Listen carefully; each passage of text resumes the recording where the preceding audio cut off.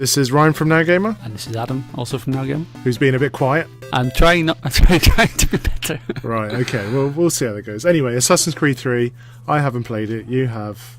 Tell me about Assassin's Creed 3. You gave it a 7. What does it do right? What does it do right? Yeah, let's start with that. Okay, the new setting, I really like that. Boston, New York, the whole American Revolution, yeah, that's really, really good. Why is it good? Just because it's different. You're not doing the Italian stuff anymore. You've got new characters to see, and it's just genuinely a little bit more interesting than having to do all the same stuff again. Sure. What else does it do particularly well? Naval battles, they're good. Also, wow, you're really struggling with this. Yes. It does a lot of what Assassin's Creed usually does well, which is the kind of the whole atmosphere, the whole world. Genuinely that stuff is still the same and as good as ever. Sure. I mean, after Revelations, there are a few people who are moaning about, I think, some of the gimmicky elements like the RTS, the tower defense stuff, even, and things like that, and the bomb making. How is it now? Does it still feel gimmicky? Does it feel? Everything that's included does seem like it's been included for a reason. Like the naval battles here, initially they seemed a bit gimmicky, but they're actually really, really well thought out. They're quite in depth, and you have to put a lot of strategy into actually taking some of the missions out. And the later missions are quite difficult as well. And why is it that they have the naval battles in there? I mean, what is it? A story reason? Is it a gameplay reason? Why is it? Well, Connor becomes the captain of a ship, not to spoil anything for anyone, but simply because there's a ship in the harbour nearby, and that's about it. Why not? It's not really clear why he becomes the captain. In fact, the actual captain, the guy who owns it, is the guy who stood to the left of him there. So I'm not. So is he a bit annoyed that this guy's just come and taken his ship and is now just sailing it away? No, he calls him captain and everything. It's weird. Okay, and how do you open doors in this game? You hold on to them until they open for you. A bit like this? Yeah, just like this. Definitely not like that. No, I think that was. I don't know why it opened actually. I was trying to find a way in, and it just you don't know how to open doors. It's fine. Yeah, it's fine. We all struggle with that at some point in our lives.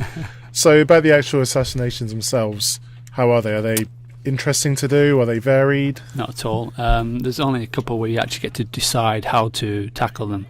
The rest are kind of restricted to cutscenes, or someone else kills them and you're just witnessing it, which is a bit disappointing really, because obviously for me Assassin's Creed was always about planning the assassination and deciding, finding the right information and deciding how you're going to go about it, but it kind of misses all that, and you're just left to watch cutscenes of people talking about the American Revolution, which is fine, but... So your main issue with the game is a lack of control? Yeah, a lack of freedom. You don't really get to decide. How open is it? Well, the world is still as open as ever, so you get the different districts of Boston and New York and the frontier as well. And you get to ride around on a horse? Yes, and there's a lot of riding around on horses, especially in the frontier. You'll quickly learn you need to whistle for a horse.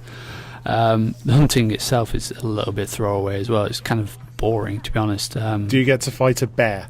You can, yeah. You can fight them with all sorts of things. You can try and trap them. You can try and assassinate them from a tree, which is quite cool. You can assassinate a bear? Yeah. And you gave this game 7?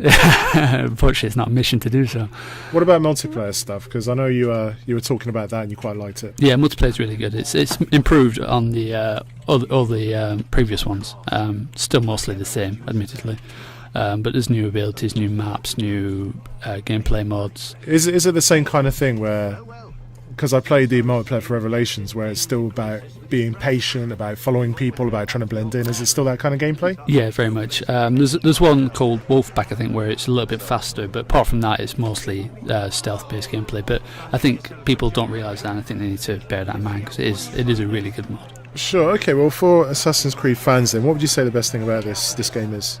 Like I said at the start, I would say it's the new setting. I think people appreciate being able to take part in the American Revolution, because it's done really well. There's a lot of historical accuracy there, and you do meet a lot of quite important people from around the time. So yeah, I'd say that's the thing that people really like about it. And what would you say the most disappointing thing about this game's been? Just how linear it is. It's a game that should really give you the option to choose how to tackle something, but it just doesn't do that at all. Sure. So to summarise the game in a sentence, then, not a word. I would say it's disappointing for fans of the series, but it does some things right. Just be a bit wary.